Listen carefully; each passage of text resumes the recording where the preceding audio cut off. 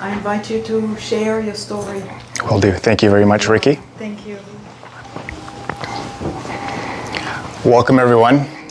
It's nice seeing many new faces here. Thank you all for showing up. Everyone here is a beautiful soul. I see greatness in each and every one of you. I'm going to share a story about something I went through back in 2016, so 6 years ago. What happened was a blessing in disguise. I'm glad it happened because it made me into the man I am today. So let's go back to October 2016. I was laying in my hospital bed. I remember the doctor knocking at my door and he asked if he could come in. He goes, "It's very serious. We need to have a chat." He goes, "It's regarding both your legs. They're in very bad shape and they may need to be amputated. They're cold, a lot of muscle has been removed, and the pulse is weak." I froze. I looked down. I paused. The doctor goes, "What are your thoughts?" And I look up at him and I go, "I believe in miracles. I'd like to keep them." We're gonna go back to 2014. I was recently single and I wanted to move downtown. I wanted to party. I wanted to be where the action was. I wanted to party, experiment with all sorts of substances, and meet a lot of women. Well, my wish was granted. I was partying 2, 3, 4 days a week. I was meeting people everywhere that enjoyed to party. I developed a nice party crew, always was surrounded by beautiful girls. I got well known in the downtown community. I got invited to the best parties, the best after parties, all the clubs, VIPs, boat parties, yacht parties. Heck, I thought I was living the dream. Until October 16th, 2016.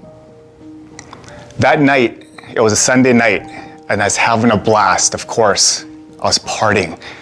I was high on cocaine, and I was extremely intoxicated. I looked down at my watch, and I said, "I need to get home. I have to work in the morning. I have to work in a few hours." So I get home, don't even brush my teeth. I crawl into bed, hoping to sleep because I have to get up in a few hours. All of a sudden, I'm not sober, staring at the ceiling. I'm high, I'm drunk. And then I start tossing and turning, tossing and turning. I'm getting frustrated at this point, really frustrated because I know I have to get up and go to work in the morning. So I get up and look around my apartment for a sleep aid.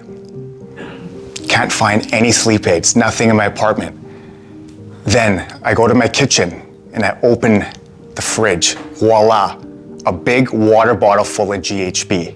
For those that don't know what GHB is, it's a drug. It's a liquid drug known as the date rape drug.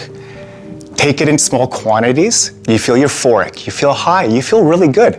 If you take a little bit too much, you knock yourself out unconsciously for about 4 to 8 hours. And then taken in extreme results in death. I was told it could be used as a sleep aid. So I grab the bottle, take a gulp.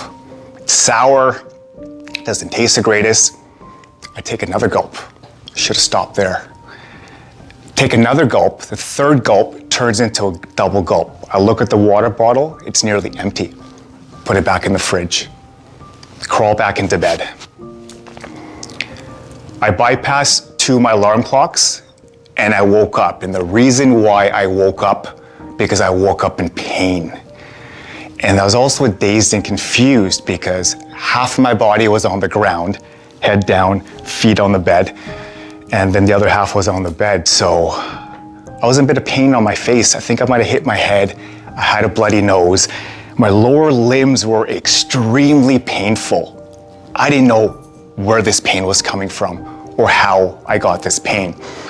So I pulled my way up back into my bed and then just lay there, hoping this pain will pass. 2 hours later, the pain worsens. It's getting unbearable at this point. I didn't know what to do. And all of a sudden, I'm like, you know what? There's a nurse's line. It's 811. Let me call the nurse's line. I told the nurse on the phone what had happened. She goes, hang up immediately. and call 911. So I did. After getting off the phone with 911, I was instructed to make sure my apartment door was unlocked. So at this point, the pain's worsening. The only route to unlock my front door is to crawl, and crawling was painful as well. The pain was getting worse and worse and worse. By the time I got to my front door, I was exhausted. I unlocked it and I just collapsed and I just lay there. And then all of a sudden, I had the sudden urge to pee. There's no way I can crawl to the washroom. The pain's getting worse and worse and worse. Luckily, there's an empty water bottle a few feet away from me. I grabbed the empty water bottle, I pee in it. After I finished, the bottle looked like purple Kool-Aid. My kidneys were starting to fail. Moments after, paramedics arrived, showed them the bottle. They go, "Kid, if you had waited any longer, your kidneys would have fully failed and dialysis would have been needed." Laying in my hospital bed that day, that night, I realized I almost lost both of my legs. It was scary. I never thought this could ever happen to me, not in a million years. It was difficult. A lot of thoughts going through my head and wondering, wow, is this even real? The first hospital I went to was called St. Paul's Hospital, which is in Vancouver. Spent 2 months there. I had a total of 7 surgeries. On my left foot, half the calf has been removed. I do wear a brace on that foot. I was bedridden for almost those 5 months, and I still remember when the physio first came into the room. He goes, "Farhan, we're gonna get you standing." I go, "How am I gonna do that?" He goes, "You're gonna try with all your will. You're gonna put all your power into it." I remember the moment I tried standing, I had to sit back down. I was getting dizzy. My blood pressure kept dropping and dropping. Getting frustrated too, because I wanted to get up. The mind's saying, get up. But the body has its limitations at this point. And I remember the moment I got up, I stood up for about 30 seconds, maybe 45 seconds, and then just bells went off in my head. I was happy, I was joyful, I did it. But at the same time, my feet didn't feel like they belonged to me. It felt like cement bricks were just sewn on my feet. It felt strange. And then I had to sit back down 30 to 45 seconds later because my blood pressure was dropping. My physio was very positive. He goes, "Farhan, I believe in you. Let's keep getting up. Let's keep getting up." So I did get up a few more times, and I was able to stand for about a minute and a half. And at the 2-month mark, I was released and sent to Queen's Park Rehabilitation Center in New West. There I spent 3 months. The moment I got there, everybody was a lot older than me. My roommates were 87, 91, and 93. I looked around, I was pretty upset. I wanted to meet people around my age so I could socialize, have fun, make jokes. And then I talked to one of my friends that night. She goes, "Farhan, there was another rehabilitation center. I forgot the name, but she goes, "Farhan, you don't want to be here. You're learning how to walk again. The people at the other rehabilitation center are learning how to live their life again due to severe accidents, trauma to their head, their spinal cords." Once I had that talk with her, something clicked. I made Queen's Park home for those next 3 months, and I enjoyed every bit of it. It was a good experience, a really good experience. During the hospital time, I was very fortunate. I had friends coming, I had family coming. And the one question they always ask me, "What would you like to eat?" Because staying in the hospital for 5 months, you don't want to eat that food anymore. It's not the greatest. So I got Thai food, I got sushi, I got pasta. I was fortunate. The higher power was looking out for me. He made my stay well. Once I got discharged, my brother picked me up. I remember going to my parents' house, climbing up those stairs on my own. My mom was in tears, I was in tears, my brother was in tears, my whole family was in tears. I was home. It was nice to be home. And then 2 months after being home, I got invited to a friend's birthday. It was my old friends that loved to party. I said, you know what? I'm gonna come. I'm gonna go. And I told myself, Farhan, no drugs, no alcohol. A few minutes after being at the dinner table, tequila shots were ordered. It's been 7 months since I had a drink. I took that shot, and my friend ordered another round. I took another shot, and then more shots started coming. Before I know it, I'm intoxicated. Next thing I know, we're in a limo going to the club. And in that limo, cocaine's being passed around. I get back into the drugs. I get back into drinking. I missed partying by being locked up in the hospital for 5 months and 2 months at home. For that next year, I got back into partying, back into the drugs, back into the alcohol, and I'd partied fairly heavily for 2 to 3 months, especially since summer had just hit. And then after that year was up, I was driving home after a clubbing night. It was 6 in the morning, I was sobering up, I'm driving home. I turned the music off. My intuition starts talking to me. She goes, Farhan, do you want to keep your legs or do you want to lose them?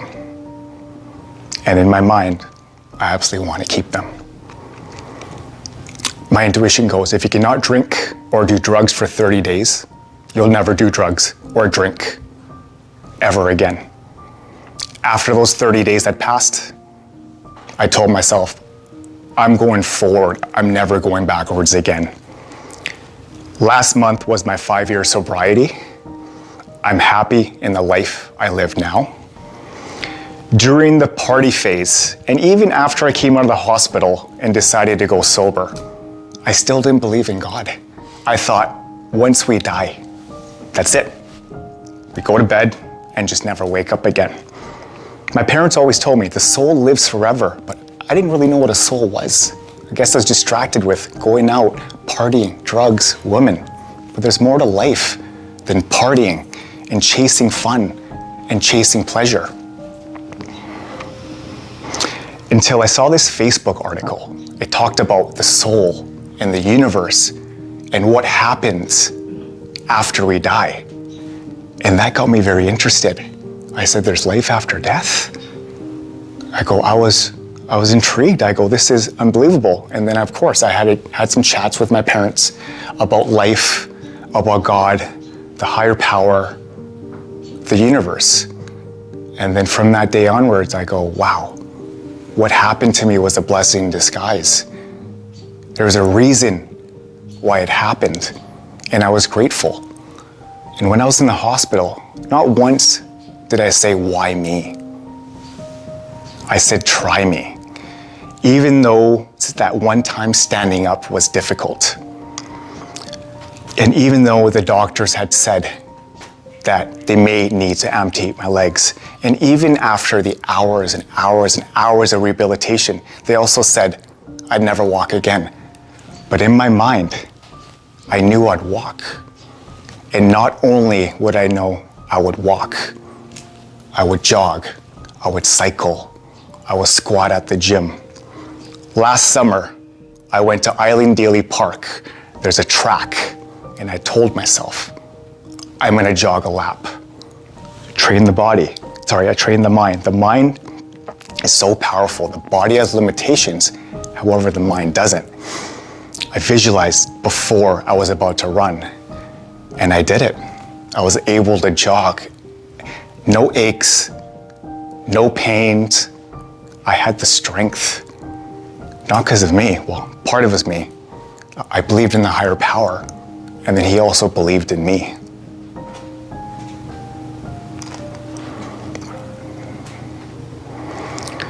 So I did start a YouTube channel because in today's world, everyone has a story. Everyone has a battle they're facing. Doubt, negative thoughts, demons, guilt, hurt, grief. We all have it. None of us are perfect, but that's okay, right? We're all gonna have our ups and downs, our bumps in the road, our hurdles, but it's up to us. Do we wanna learn from this, or are we gonna let it have it happen over and over and over with it affecting our entire life? So with my YouTube channel, I like giving back. I like talking about mental health.